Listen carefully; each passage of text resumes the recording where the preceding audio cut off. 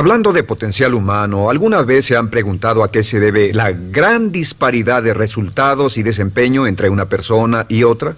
Una persona que percibe $250,000 anuales no es 10 veces más astuta ni mejor que una persona que percibe $25,000 anuales. ¿Por qué la diferencia de 10 veces sus ingresos? Y si tomamos a una persona que percibe $2,5 millones al año, ¿será esa persona 100 veces mejor, más astuta que la persona que gana $250,000? Imposible. En un estudio reciente de coeficiente intelectual probaron a 1,000 personas de una cierta población y llegaron a la conclusión de que la mejor persona entre los 1,000 solo era 2,5 veces más astuta que la persona de menor coeficiente intelectual. Solo 2,5 veces la disparidad, y tal vez eso sea con toda la población. ¿A qué supone que se debe la diferencia? Al hablar de potencial humano, llegamos a una fórmula que deduje hace algunos años. Tal vez eso lo explique un poco. La fórmula comienza con lo que llamamos AI. O sea, atributos innatos, las cualidades, la inteligencia, la habilidad, el temperamento, cosas con las que se nace que no pueden cambiarse mucho. Además de los atributos adquiridos. Estos atributos son muy importantes, son su educación, su capacitación, sus capacidades, su experiencia, conocimiento, sabiduría, etc., multiplicado por A, que es su actitud, es igual al potencial humano individual o al desempeño humano individual o resultados individuales humanos. Ahora, de estos tres, los atributos innatos se traen desde el nacimiento. Los adquiridos pueden cambiarse, pero se necesita cierto tiempo para ello, aunque a veces cambiamos muy rápidamente. Cierta información valiosa puede cambiar dramáticamente su eficacia, pero las actitudes pueden aumentarse o disminuirse dramáticamente en segundos. Cada vez que mejoramos nuestra actitud, multiplicamos todas nuestras capacidades. Una actitud ha sido llamada acertadamente el lenguaje más importante del ser humano, la palabra más importante del idioma en el humano. Todo lo que hacemos en la vida, según un estudio en Harvard entre estudiantes ejecutivos, será en un 85% de actitudes.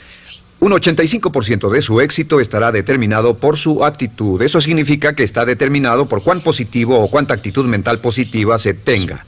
Las personas con actitudes mentales positivas tienden a avanzar más rápidamente, se mueven hacia la cima en organizaciones valiosas, ganan más dinero, sacan más satisfacción de la vida. Una actitud mental positiva no significa que baile por las calles y arroje flores. Solo significa que tome una actitud constructiva en general o se aproxime hacia su trabajo, su vida, sus problemas, relaciones, etc. Según el informe Cox de las empresas americanas, según la revista Success, un 85% o más de todo lo que se logra se debe a la actitud. Y la pregunta es, ¿de dónde vienen las actitudes? Las actitudes vienen de las expectativas. Muy simple, ya hablamos de eso.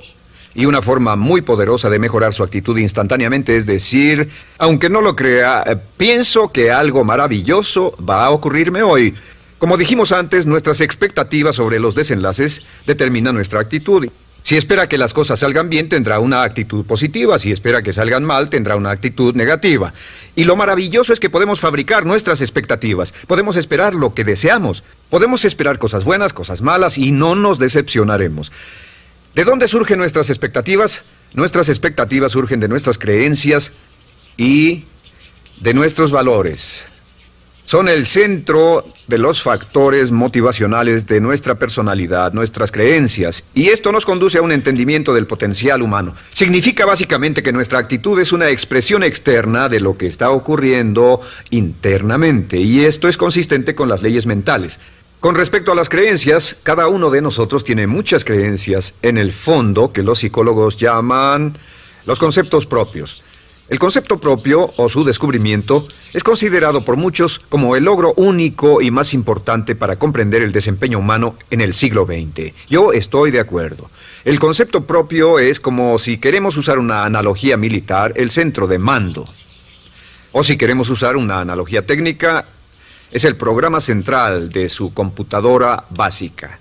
Es un grupo de creencias, valores, actitudes, sentimientos, ideas, etcétera, almacenadas en el fondo de nosotros y son el resultado de casi todas las experiencias que hemos tenido en la vida. Y algunos investigadores dicen que el concepto propio comienza a formarse aún antes del nacimiento, pero el concepto propio, una vez colocado, Precede, predice y determina sus niveles de eficacia y desempeño en todas las áreas de nuestra vida. El concepto propio se convierte en el centro de mando o el programa maestro. El concepto propio de este grupo de creencias determina lo que dirá, lo que hará, cómo actuará, cómo se siente y reacciona, etc. ¿Qué significa esto? Significa que todas las mejoras en su vida externa, todos los cambios en su realidad comienzan con un cambio en su concepto propio. Les voy a explicar lo que significa. Esta es una gráfica muy simple. Hablamos de potencial humano y decimos que la persona promedio usa un 10% o menos de su potencial. Según investigaciones, tal vez es mucho menos. El Instituto Stanford Brain en Santa Clara, California, estima que tal vez se aproxime a un 2%. Seremos generosos y diremos que la persona promedio usa un 10%. Significa que en los mejores casos, la mayoría, como usted o yo, no usamos un 90% de nuestro potencial. Uno de los mejores filósofos, Oliver Wendell Holmes, dice que la tragedia de la persona promedio es que llegan a la tumba con su música aún por dentro. Aún están funcionando con mucho menos de su potencial total. Y esto es el potencial humano. Sabemos que existe una relación directa entre el potencial humano y el concepto propio.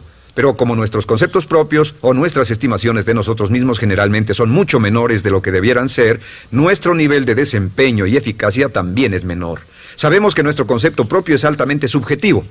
¿Qué significa esto? Significa que el concepto propio, lo que pensamos que es cierto sobre nosotros mismos, no está basado en la realidad, está basado en información que hemos tomado y aceptado como cierto, hasta el grado en que creemos lo que sea de nosotros mismos y se vuelve cierto para nosotros porque actuamos de una forma consistente con ello. Algunas personas que leen sus horóscopos y creen en horóscopos predicen su futuro. Hay algunas personas que toman la crítica y las opiniones de otros a quienes ni siquiera respetan y hacen suyas esas ideas, dando un resultado muy negativo. Lo que piense, lo que acepte como cierto, se vuelve cierto para usted. También sabemos que como adultos tenemos una variedad de conceptos propios. Tenemos un concepto propio de cómo vestirnos, cuánto pesamos, lo que comemos, lo bien que podemos hablar en público, qué tipo de padres somos, qué tipo de hijos somos con nuestros padres, qué tipo de esposo o esposa somos, qué tipo de amante, de conductor.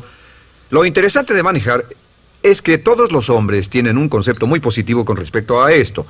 Las mujeres no entienden esto, pero los hombres nacen con un genio inherente para manejar. Todos los hombres son choferes excelentes. Si no lo creen, todo lo que tienen que hacer las mujeres que están viendo esto es pensar en la última vez que trataron de corregir la forma de conducir de un hombre y recordarán que no obtuvieron buenas respuestas. ¿Cómo respondemos ante alguien que desafía nuestro concepto propio, sugiriendo que no somos las personas que pensamos ser?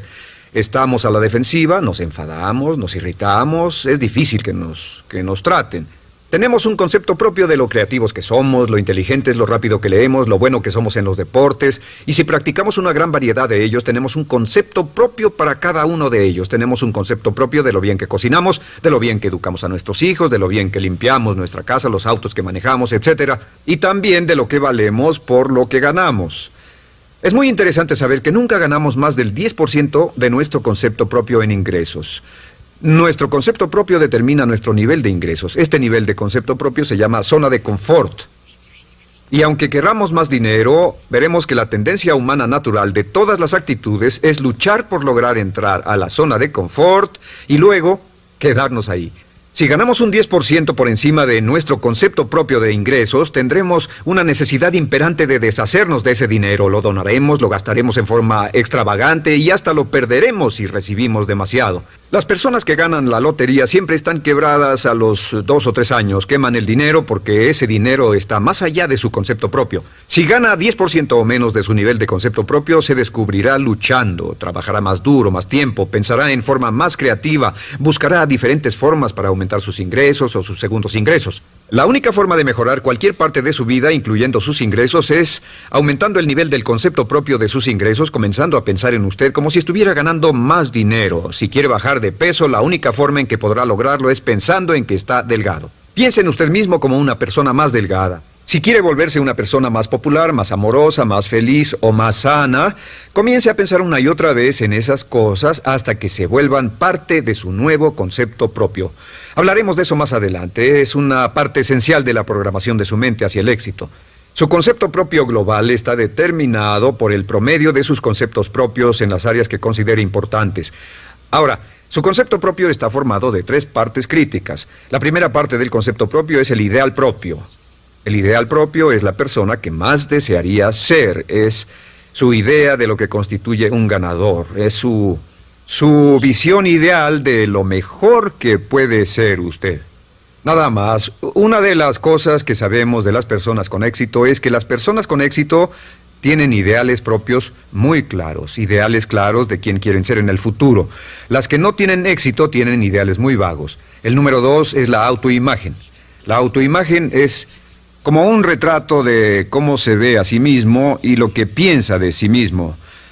La autoimagen es el espejo interno, es como se percibe a sí mismo ahora en su desempeño actual, en forma cotidiana. La tercera parte es su autoestima. Su autoestima es cómo se siente consigo mismo. Cómo se siente consigo mismo es la fuerza motriz, el motor, la fuerza poderosa dentro de su subconsciente. Es la fuerza de energía dentro de su concepto propio y determina casi todo lo que le pasa. La mejor definición de autoestima es cuánto se agrada a sí mismo. Cuánto se agrada a sí mismo como esposo, cuánto se agrada a sí mismo como empleado, cuánto se agrada a sí mismo como jefe, como inversionista, como orador profesional, como atleta, etcétera. Según se agrade a sí mismo, su nivel de autoestima, su sentimiento emocional global respecto a cualquier área de su vida, determina su desempeño y su eficacia en dicha área. Lo sorprendente es que se convierte en lo que piensa, su concepto propio es maleable, su autoestima puede formarse repitiendo una y otra vez, me agrada mi persona, me agrada mi persona, me agrada mi persona. Me agrada mi persona, me agrada mi persona, me agrada mi persona. Entre más se repita, me agrada mi persona, me agrada mi persona, entre más lo repita una y otra vez, más crecerá su autoestima y entre más crezca su autoestima, más crecerá su concepto propio global. Cuando crezca su concepto propio global, su desempeño será mejor en todo lo demás que emprenda. Cada vez que diga, me agrada mi persona, me agrada mi persona, me agrada mi persona, me agrada mi persona, me agrada, será como bombearse psicológicamente. Todo lo que pase que haga que su autoestima suba, hará que se comporte mejor. Todo lo que haga que su autoestima baje hará que se comporte peor, que cometa errores, que sea infeliz, etc. Un punto crítico de agradarse a sí mismo, sobre autoestima y agradarse a sí mismo, es que, número 1, nunca puede querer a nadie más de lo que se quiere a sí mismo. Que su nivel de autoestima es determinante de la calidad de relaciones que tenga con los demás. Y número 2, es que nunca puede esperar que nadie más lo quiera o respete más de lo que se respeta a sí mismo. Cuanto se agrade o se respete a sí mismo, determina sus actitudes hacia usted.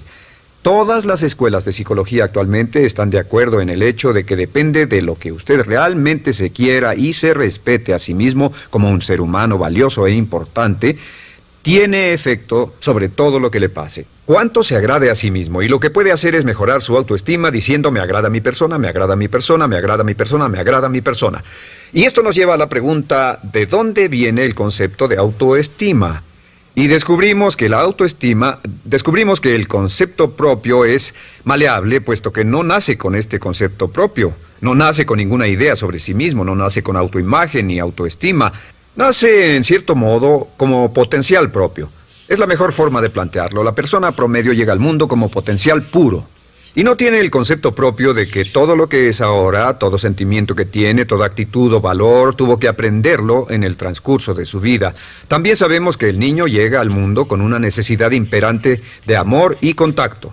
Y como una gran cantidad de investigaciones lo indican, necesitamos mucho amor y contacto durante toda nuestra vida, pero en especial durante nuestros años de formación, porque de niños aprendemos quiénes somos, cuánto valemos, si somos importantes, inteligentes, amorosos, chistosos.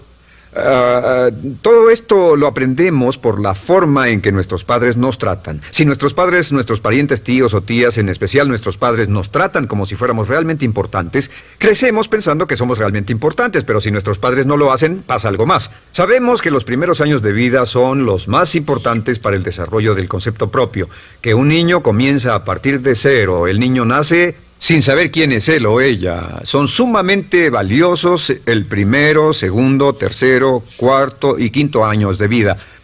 Algunos psicólogos pensaban que eran los 5 primeros años, pero ahora dicen que son los 3 primeros años. En sus 3 primeros años de vida el niño aprende quién es y dicen que si se les da suficiente cantidad y buena calidad de amor en los 3 a 5 primeros años, los prepara usted de por vida. Los coloca en una base sólida de autoestima y confianza en sí mismos, valor e importancia realmente. Existe una relación directa entre la calidad y la cantidad de amor y el desarrollo de una personalidad sana.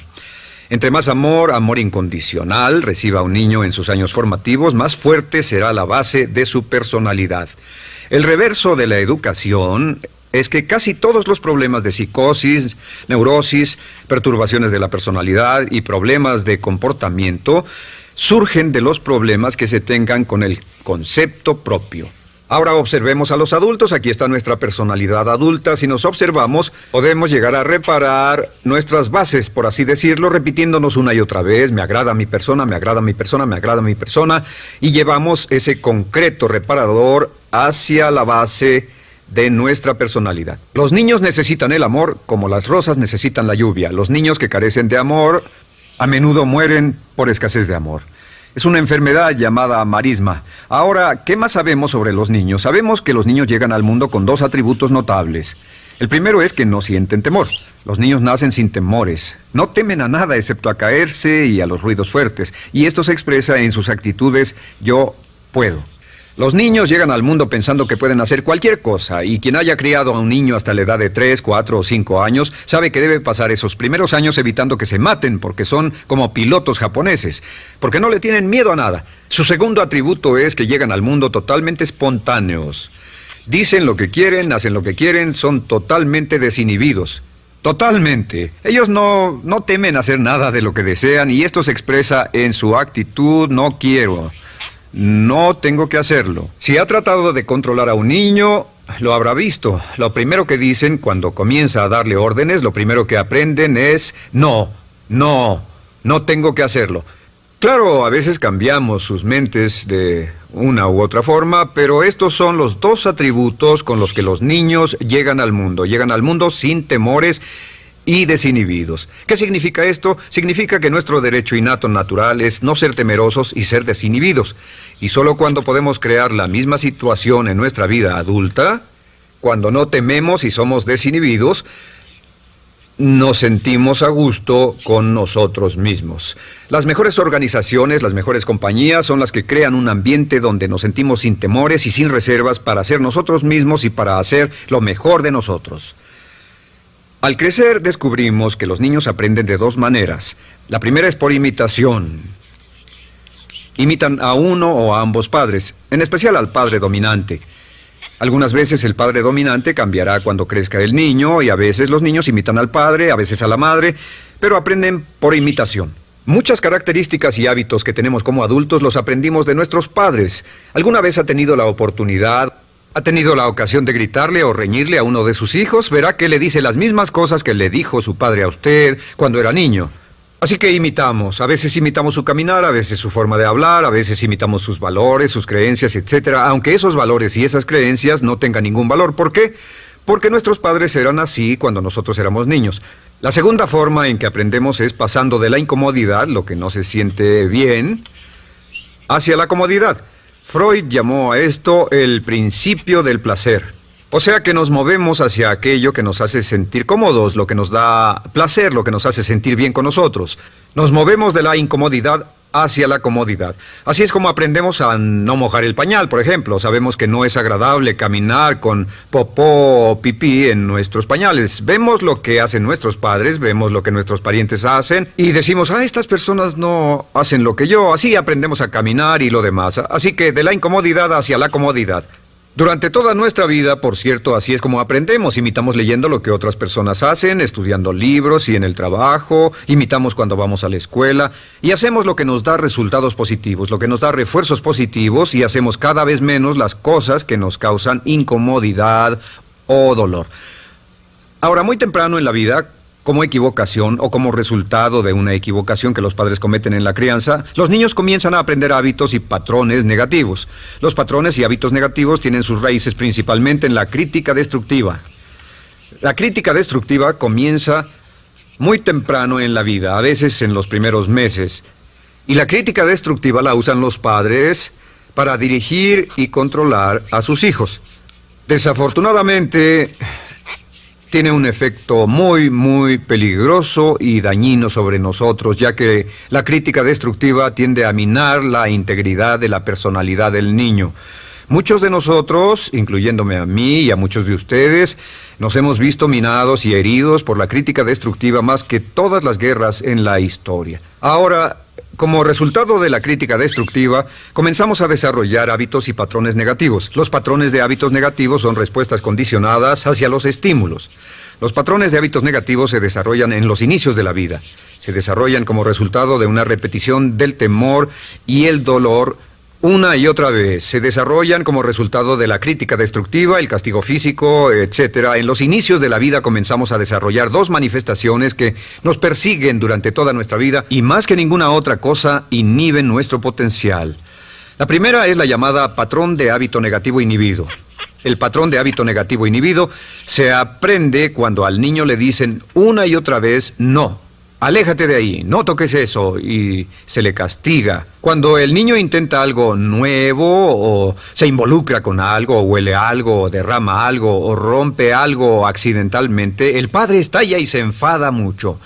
Como ven, el niño está impulsado por la curiosidad insaciable de explorar su mundo.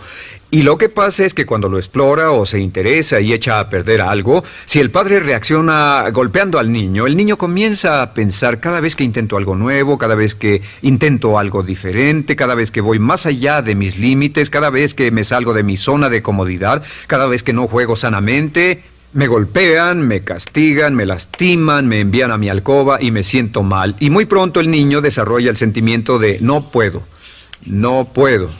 No puedo. Cada vez que trato algo diferente, me castigan. No puedo, no puedo, no puedo.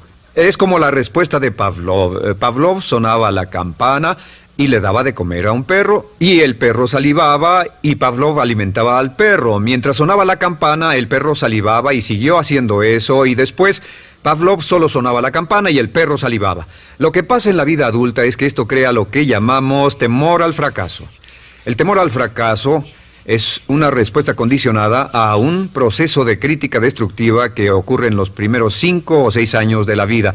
El temor al fracaso automáticamente nos activa, nos sentimos ansiosos, tensos, intranquilos, sentimos presiones y estrés en nuestro plexo solar, sentimos ganas de retirarnos del evento, y el temor al fracaso es la razón principal por los fracasos en la vida adulta. Es la razón principal por la que evitamos cumplir plenamente nuestro potencial. De hecho, todos los patrones de hábitos negativos se experimentan en el cuerpo físico. Puedes saber cuál es un patrón de hábito negativo porque se siente en el cuerpo físico, precisamente. El patrón de hábito negativo inhibido, el temor al fracaso, el no puedo, ocurre primero que todo en el plexo solar. ¿Ha tenido la ocasión donde debe hablar frente a un grupo, debe ir a una revisión de su desempeño o debe hacer una llamada determinante? Primero su plexo solar se aprieta. Si el temor continúa, su respiración se acelera. Su corazón comienza a latir apresuradamente, su frecuencia respiratoria aumenta y le duele la cabeza como migraña en la parte frontal, su garganta se le cierra y no puede hablar y se le seca la boca por completo, y como se pone tan tenso y asustado, va corriendo al baño.